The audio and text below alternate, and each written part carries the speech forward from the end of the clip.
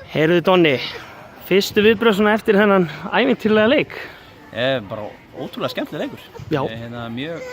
Ég eiginlega bara mjög ánægður með mjög margt í þessum leik. Við vorum betra lið heilt yfir alla leikinn. Við vorum alltaf svona með yfirhöndina, komast alltaf yfir og gáðum þeim svona, þetta var óþægilega leiðileg mörg sem fókum á okkur en ég er mjög stoltur af stelpunum. Mér fannst við vera, eins og ég segi, við erum ennþá að sýna framfarir og höfum verið að sýna mikla framfarir í alla vetur og erum að mjög góðri leið og ég er bara mjög stoltur af þeim og ánægður með þessu. Já, manni fannst svona sérstaklega í fyrri hálfleik að þá bara einhvern veginn riðið bara lögum og lofum lengst af.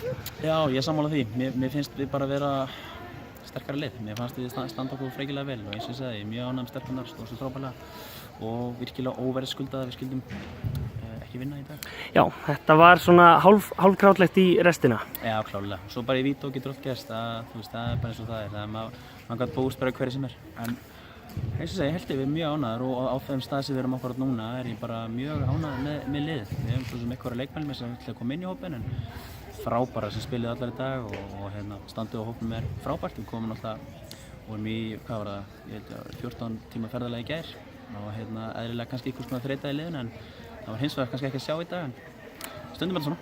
Já, og framhaldið er bara þá bara þú ert nokkuð jákvæður bara yfir framhaldinu, nú bara styttist í mót og allir jákvæðir. Klárlega, engin spurning. Við spilum meistarana aftur við Breiðablik, þriðji leikurinn núna við Breiðablik og höfum bara gaman af því. Við töpum nú eiginlega aldrei fyrir þeim, þannig að við spenntum að mæta þeim aftur á fimmtudaginn í næstu viku og það verður bara skemmtilegt og þá ætlum við að vinna þann bikar, við náðum ekki þessu.